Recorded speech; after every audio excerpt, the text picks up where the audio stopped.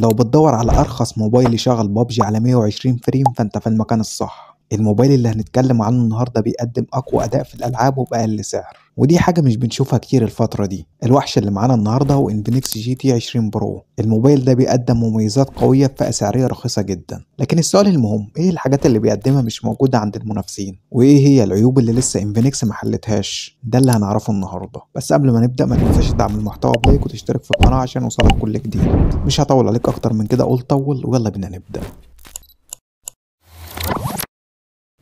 سنة 2024 كانت سنة مليانة مفاجآت. براندات كبيرة زي شاومي وسامسونج بدأوا يتراجعوا. التراجع هنا مش انهم بقوا وحشين، لا، بس الاسعار بقت اغلى والتطوير بقى اقل. في المقابل في براندات تانية زي تكنو وانفينكس دخلوا المنافسة بقوة وقدموا تطوير حقيقي بأسعار اقل، وده اللي هنشوفه النهاردة مع انفينكس جي تي 20 برو. قبل ما نتكلم عن التصميم خلينا نشوف العلبة أولا، ودي واحدة من أكبر العلب اللي هتشوفها، وده شيء يحترم لأن في شركات تانية بقت تقلل المحتويات وتبيعها بشكل منفصل علشان تزود هامش الربح بتاعها. ايه اللي هتلاقيه جوه العلبة؟ أول حاجة الموبايل نفسه، وتاني حاجة جراب بريميوم مصمم بشكل متناسق مع تصميم الموبايل، وتالت حاجة مروحة تبريد عشان الجيمرز، ودي حركة حلوة لأن الموبايل موجه للجيمنج. رابع حاجة سكرينة حماية زجاجية مجانية مع دليل تركيبها، وخامس حاجة سماعات سلكية لأنهم استغنوا عن منفذ 3.5 مللي بس لسه موفرين السماعة جوه العلبة. سادس حاجة كابل شحن تايب سي بتصميم خاص بيسهل عليك اللعب وقت الشحن، وطبعا شاحن سريع 45 واط. بصراحة لو استمرت انفينكس على كده مش بعيد تلاقي فلوس في العلبة المرة الجاية.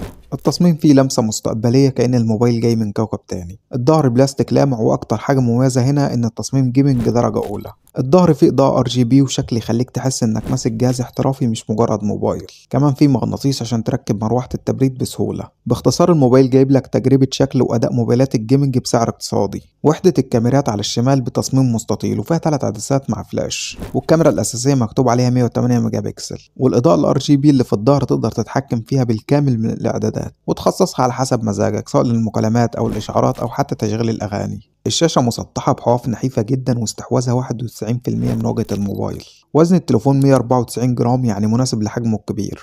الموبايل مقاوم للمياه بمعيار IP54، يعني يتحمل طرطش المياه لكن مش غطس كامل. واحدة بقى من أهم أجزاء أي موبايل هي الشاشة، وإنفينكس جي تي 20 برو جايب شاشة أموليد بحجم 6.78% بوصة ودقة فول اتش دي بلس مع معدل تحديث مش 90 ولا حتى 120، لا 144 هرتز. السطوع 1300 شمعة، وده رقم يحترم جدا وبيخليها واضحة تحت الشمس، مع كثافة بكسلات 388 بكسل لكل انش، فهتلاقي التفاصيل واضحة جدا. مفيش كلمة سوبر في اسم الشاشة، وده معناه انها من مصنع صيني محلي مش من سامسونج او LG، لكنها مازالت شاشة ممتازة في الفئة دي. بمعنى أصح الشاشة جبارة، لكن في ملحوظة صغيرة، مفيش معلومة مؤكدة عن وجود طبقة حماية، ودي حاجة لازم تخلي بالك منها. لكن انفينكس حلت الموضوع جزئيا بوضع سكرين الزجاج في العلبة، ودي حركة محترمة جدا.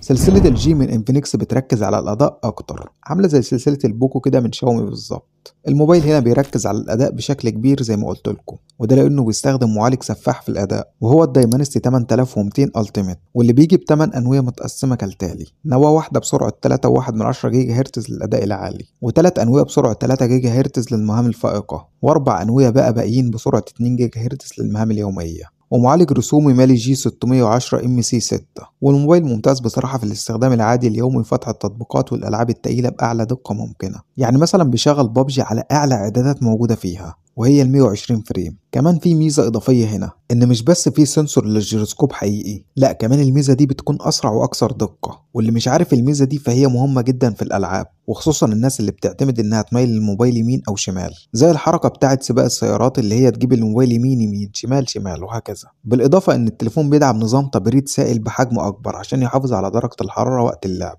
التليفون بيجي بنسختين 8 أو 12 جيجا رام مع مساحة داخلية 256 جيجا، وللأسف مش بيدعم تركيب كارت ميموري. التليفون بينزل بأندرويد 14 وواجهة تشغيل XOS 14.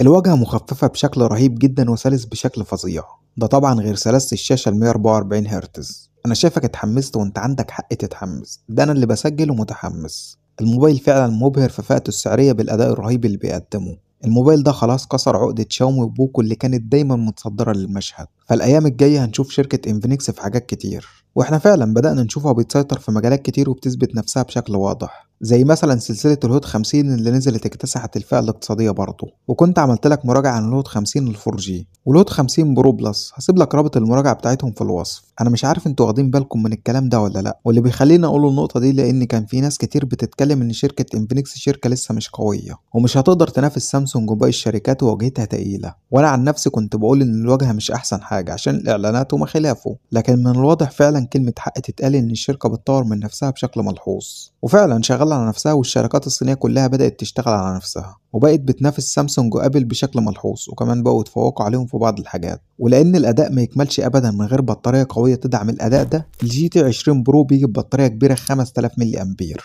وبيجي بشحن سريع بقدره 45 واط. كنت اتمنى ان سرعه الشحن تبقى اعلى من كده بس هي مقبوله برضه، ولان اسوأ حاجه ممكن تعملها لموبايلك كضرر يعني ان انت تلعب على الموبايل وهو بيشحن. انفينكس جايه بميزه قويه جدا، لو انت في نص جيب مثلا تقدر تركب الشاحن وتتجوز البطاريه. يعني ايه؟ يعني تشغل الموبايل مباشر كده، بدل ما في العادي الشاحن بيشحن البطاريه والموبايل بعد كده يسحب باور من البطاريه، لا انت هنا شلت دور البطاريه خالص، وده بدور ويقلل من السخونيه الزايده وقت اللعب. حتى عاملين حسابهم في الكابل الخاص بالشحن بحيث ما تتضايقش وانت بتلعب، يعني تقدر تلعب لساعات طويله وانت مركب الفيشه دايركت كده على الكهرباء. وبرايي ميزه عظيمه وكويسه جدا. التليفون بيجي بسماعات ستيريو من JBL، الصوت قوي ونقي، كمان بيجي ببصمه مدمجه في الشاشه سريعه ومش هتواجه اي مشكله معاها، وبيدعم معظم المستشعرات زي التقارب والتسارع والNFC، وحتى مستشعر الIR للتحكم في الاجهزه الكهربائيه. وعلى عكس الشائع ان تليفونات الجيمرز مش بتركز على الكاميرات، انفينكس وتكنو الفتره اللي فاتت بيغيروا قواعد كل فئه سعريه نزلوا فيها بصراحه. التليفون بيجي بثلاث كاميرات في الظهر، الكاميرا الرئيسيه 108 ميجا بكسل،